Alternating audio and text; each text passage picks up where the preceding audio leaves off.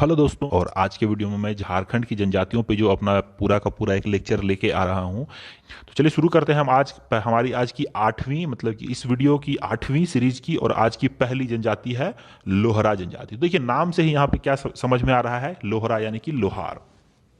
यानी कि ये लोहार जनजाति एक तरह से है, यानी कि जो लोहे का काम करेंगे। तो जो जनजाति लोहे का काम करेगी वो लोहरा जनजाति कहलाएगी। ठीक है, चलिए इसके बारे में क्या इंपॉर्टेंट चीजें हैं चलिए देखते हैं। तो लोहरा जनजाति जो है झारखंड की एक पेशेवर जनजाति है, यानी कि इनका एक फिक्स पेशा है। पेशेवर यानी कि एक फिक्स पेशा, अगर कोई कुम्हारी का काम करे तो वो कुम्हार हो जाएगा। इस तरह से लोहरा जनजाति एक फिक्स पेशेवर जनजाति है।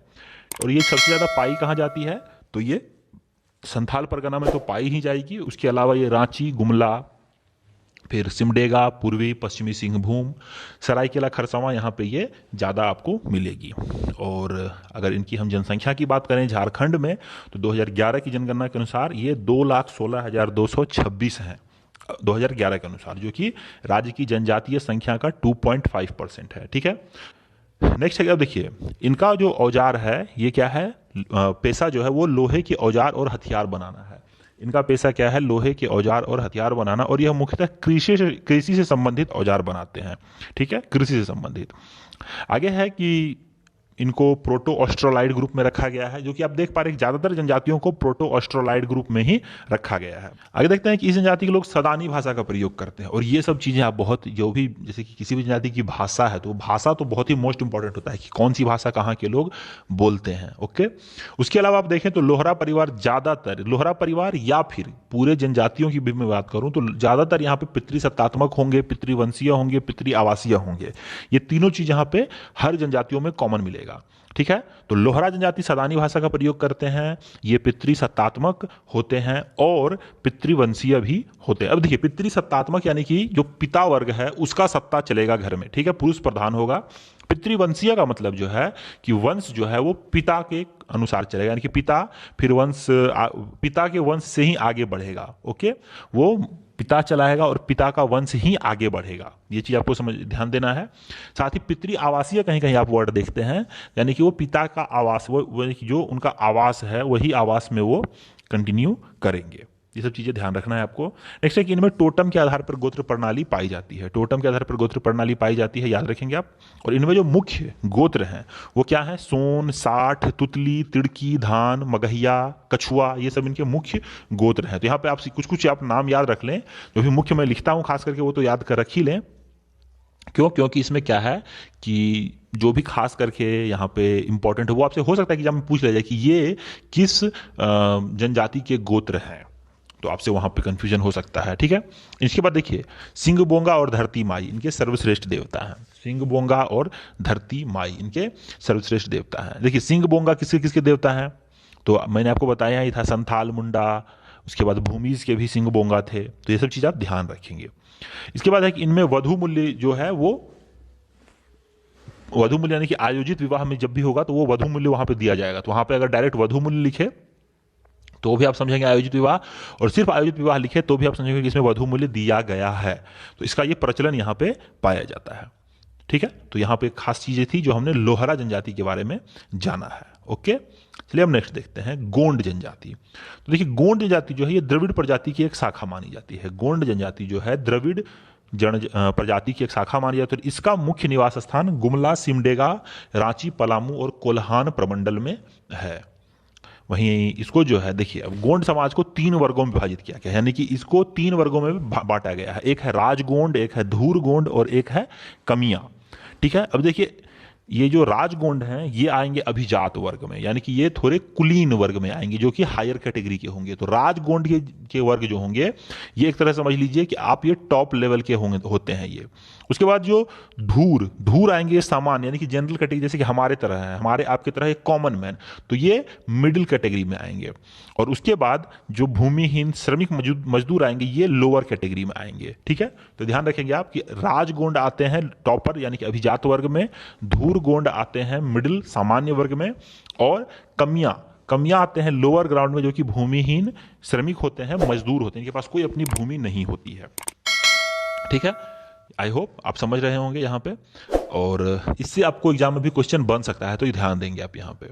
और इनकी भाषा क्या है? गोंडी, गोंडी है इनकी भाषा, गोंडों की भाषा गोंडी है। और लेकिन ज़्यादातर ये लोग बोलचाल में जो है ये सादरी नागपुरी का प्रयोग करते हैं, ठीक है, सादरी नागपुरी। और इनमें संयुक्त परिवार का काफ़ी महत्व है। आपने देखा होगा कि बहुत सारे जो हमारे जनजातियां हैं, 32 जनजातियां, बहुत सारे जो जनजाति हैं वो एकल परिवार को महत्व देते हैं, लेकिन यहाँ पे ये क्या है, ये संयुक्त परिवार को महत्व देने वाली जनजाति है। तो यहाँ पे इसीलिए ये इंपॉर्टेंट आपके लिए क्या हो जाता है कि आपसे जो थोड़ा अलग होगा वो इंपॉर्टेंट होगा। ये सब चीजें आप देखेंगे, ध्यान देंगे और छांट लेंगे। और आगे है कि इनमें संयुक्त परिवार को भाई बंध कहा जाता है, ठीक है, संयुक्त परिवार को क्या कहा जाता है? भाई बंध। और जब कोई संयुक्त परिवार विस्तृत परिवार में विकसित हो जाता है, यानी कि जब कोई संयुक्त परिवार अलग होता है तो उसको भाई बिरादरी कहा जाता है। नेक्स्ट है कि पितृसत्तात्मक और पितृवंशीय होता है इनका परिवार, ये भी इंपॉर्टेंट है ही। खास करके देखिए प्रमुख देवता क्या है? ठाकुर देव और ठाकुर देई, जो कि सूर्य और धरती के प्रतीक, यानी कि ठाकुर देव को ये सूर्य कहेंगे और ठाकुर देई को धरती कहेंगे, ठीक है। और ये लोग क्या है कि ठाकुर देव को बूढ़ा देव भी कहते हैं और इनका प्रमुख जो पुजारी होता है उसको बैगा कहा जाता है। इनके प्रमुख पर्व क्या क्या है? तो वो है कर्मा, सोहराय, सरहुल, जितिया। और इनका मुख्य पेशा क्या है? ये खेती बाड़ी है।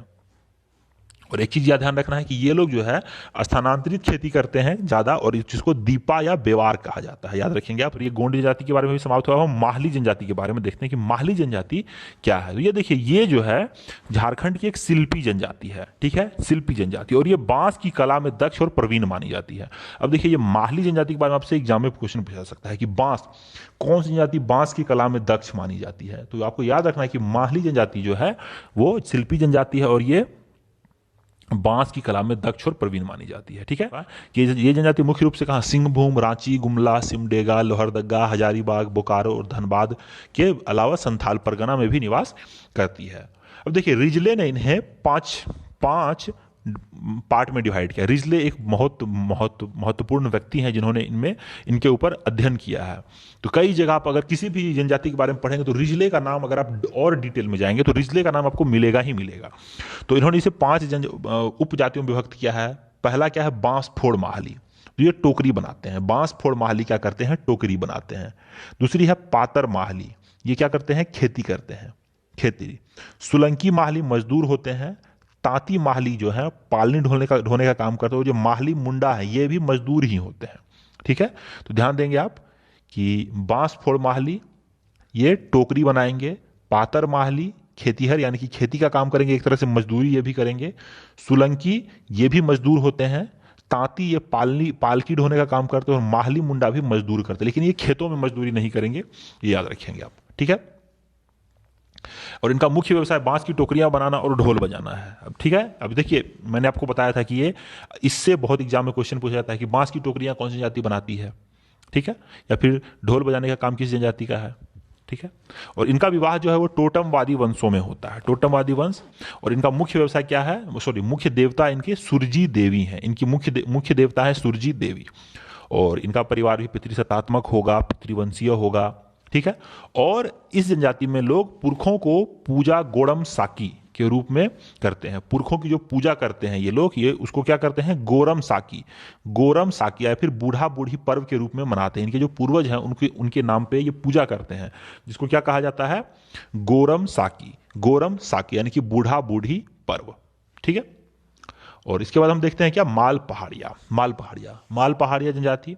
अब देखिए ये आपको समझ में आना चाहिए कि जैसे दो तरह की पहाड़ियाँ जनजाति मिलती है, एक माल पहाड़िया, एक सोरिया पहाड़िया, ठीक है। ये माल पहाड़िया है, एक सोरिया पहाड़िया भी, उसके बारे में भी हम पढ़ेंगे। तो ये पहाड़िया जाति को ही 2 भागों में बांटा गया और बाद में इसको 2 अलग अलग जनजातियों के रूप में मान लिया गया, ठीक है। ये चीज आप ध्यान रखेंगे। तो देखिए ये झारखंड की एक आदिम जनजाति के रूप में चिन्हित है, ओके, ठीक है। इनका मुख्य निवास स्थान क्या है? संथाल परगना, दुमका, जामताड़ा, देवघर, गोड्डा, पाकुर। और देखिए जनजातीय दृष्टि से माल पहाड़िया को प्रोटो ऑस्ट्रोलाइड ग्रुप में ही रखा जाता है और रिजले ने इन्हें द्रविड़ वंश का माना है, ठीक है, याद रखेंगे आप। नेक्स्ट है कि रसेल और हीरालाल के अनुसार, ये भी एक जनजातीय एक्सपर्ट ही हैं, कि यह जो है पहाड़ों में रहने वाली सकरा जाति के वंशज हैं। यानी कि किसी जमाने में सकरा जाति के लोग रहते थे और उन्हीं के वंशज जो हैं वो आगे चल के माल पहाड़िया कहलाए हैं, ये भी आप ध्यान देंगे। आगे है कि बुकानन हैमिल्टन ने माल पहाड़िया का संबंध मलेर से भी बताया है, यानी कि ये सकरा जनजाति के वंशज है और कुछ अन्य जो एक्सपर्ट्स हैं उनका कहना है कि ये मलेर से भी इनका संबंध है। इनकी भाषा मालतो है और ये द्रविड़ परिवार की मानी जाती है। और इनका जो जीविका चलाने का जो मुख्य साधन है वो खाद्य संगठन, शिकार करना, फिर खाद्य संग्रह करना, या फिर झूम की खेती जिसे ये कुड़वा कहते हैं। याद रखेंगे आप, माल पहाड़िया लोग झूम की खेती करने को कुड़वा कहते हैं। ठीक है। और ये लोग क्या है कि अपनी भूमि को 4 भागों में बांटते हैं। 4 भाग क्या होता है? एक होगा सेम, एक होगा टिकुर, एक होगा डेम और एक होगा घर बारी। ठीक है। तो सेम जो है ये काफी अच्छी उपजाऊ भूमि को कहते हैं, यानी कि जो सबसे अच्छी उपजाऊ भूमि होगी उसको कहेंगे हम सेम। टिकुर कहलाती है कम उपजाऊ भूमि, और जो डेम होता है वो सेम और टिकुर के बीच की भूमि को कहते हैं। वहीं घर बाड़ी यानी कि घर के पास जो सामने में सटा हुआ हम छोटा सा बगान होता है उसको घर बाड़ी कह देते हैं, यानी कि जहाँ पे छोटी मोटी सब्जियां आप लगा सकते हैं। ठीक है। इनके मुख्य देवता कहलाते हैं धरती गड़ासी, मुख्य देवता धरती है जिसको गड़ासी गोसाई कह देते हैं। ठीक है। और इसे वसुमती गोसाई या वीरू गोसाई भी कहा जाता है। याद रखेंगे आप, माल पहाड़िया जो है इनके सर्व प्रमुख देवता धरती गोड़ासी गोसाई है जिसे वसुमती गोसाई या वीरू गोसाई भी कहा जाता है। और माल पहाड़िया के गांव का मुखिया मांझी कहलाता है, और वहीं इनके गांव का जो पंचायत है वो वहाँ का वो प्रधान कहलाता है। वही इनका प्रधान भी होता है जिसको मांझी कहते हैं, यानी कि गांव का मुखिया मांझी होगा और गांव का पंचायत का प्रधान भी वही होता है। और सबसे इंपॉर्टेंट बात कि इनमें गोत्र नहीं पाया जाता है, याद रखेंगे आप। और इनके प्रमुख पर्व क्या क्या है? कर्मा, फागुन, नवाखानी। और इस जनजाति में वधु मूल्य को पोन या बंदी कहा जाता है। याद रखेंगे, पोन या बंदी कहा जाता है। ठीक है। और यहां पे ध्यान देंगे आप कि माल पहाड़िया में वधु मूल्य में सुअर देने की प्रथा है, जो इनके आर्थिक स्तर और सामाजिक प्रतिष्ठा की निशानी है। यहाँ पे आप जैसे कि पैसे ना देके यहाँ पे सुअर दिया जाता है। ठीक है। और इनका परिवार जो है वो पितृसत्तात्मक होता है, और ये क्या है, पितृवंशीय भी होता है। तो ये चीज़ याद रखेंगे आप। यहाँ पे क्या है कि ये जो सुअर देने की बात है ये काफ़ी इंपॉर्टेंट है, एग्जाम में पूछा जा सकता है। ठीक है। तो यहाँ पर हमने अपना देख लिया माल पहाड़िया जनजाति के बारे में भी।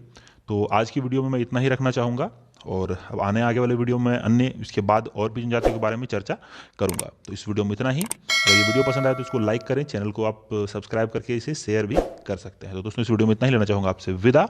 जय हिंद, जय भारत, वंदे मातरम।